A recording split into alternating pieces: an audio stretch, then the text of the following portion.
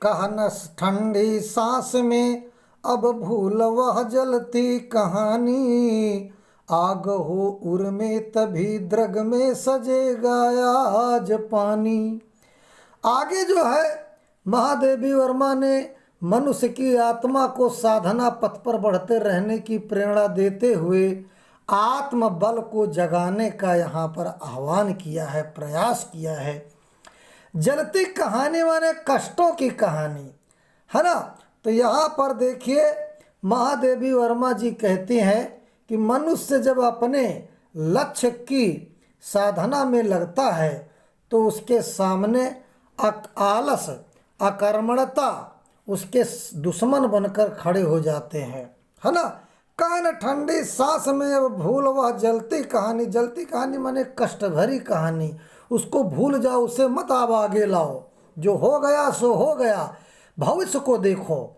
महादेवी ने इन जो है जो अकर्मण्यता है यानी हम काम ना करें और आलस, इससे छुटकारा प्राप्त करके साधना पथ पर आगे बढ़ने रहने की प्रेरणा दी है। वे कहते हैं कि जीवन में दुख भी आता है तथा परिस्थितियों का जो है कठोर आक्रमण होता है, परंतु मनुष्य को उन्हें भुलाकर ऊंचे लक्ष्य को प्राप्त करने की साधना में निरंतर लगे रहना चाहिए। पिछली बातें भूल करके आगे बढ़ना चाहिए। इसलिए यहाँ पर महादेवी वर्मा कहती हैं, कह न ठंडी सांस में, लंबी लंबी सांस ले करके अपनी जलती कहानी, कष्ट भरी कहानी को अब मत आगे लाओ। जो बीत गया सो बीत गया, उसे भूल जाओ।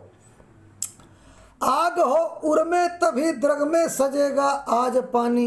वे कहती हैं कि उन कष्टों को ठंडी सांस लेते हुए दोहराने से कोई लाभ नहीं है। जब तक हृदय में आग नहीं जलेगी यानी बर्निंग डिजायर नहीं होगी, ज्वलंत इच्छा नहीं होगी, तब तक मनुष्य को आँखों से टपकते हुए, दृग माने आँखें हैं, आँखों में टपकते हुए आंसुओं का भी कोई मूल्य नहीं होता है।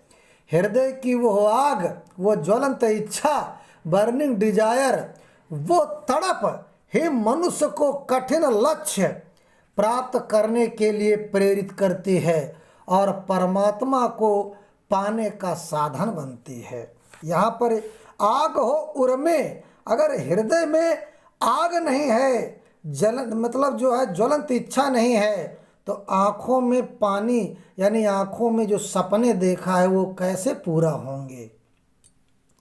हार भी तेरी बनेगी माननी जय की पताका, राख क्षणिक पतंग की है अमर दीपक की निशानी। आगे कवियत्री महादेवी वर्मा जो छायावादी कवियत्री हैं, कवियत्री कहती हैं कि यदि लक्ष्य की प्राप्ति के लिए किए गए प्रयत्न से असफलता भी हाथ लगती है तो वो भी किसी विजय से कम नहीं होगी, है ना।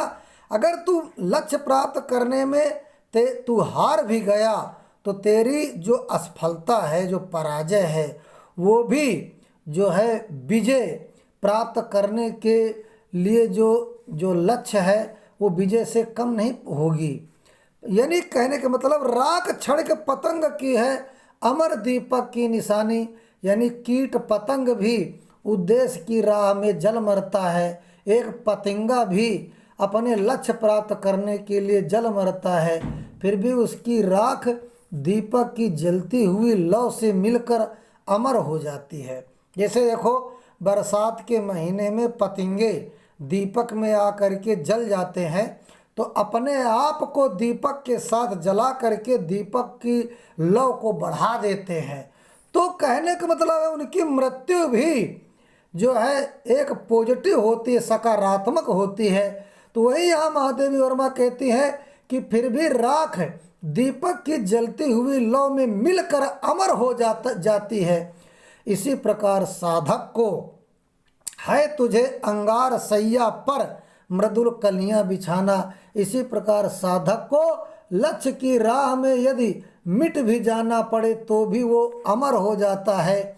महादेवी कहते हैं कि तुझे अपनी तपस्या से संसार रूपी ये संसार संसार रूपी संगार सैया अर्थात कष्टों से भरे इस संसार में फूलों की कोमल कलियों जैसे आनंदमय परिस्थितियों का निर्माण करना है।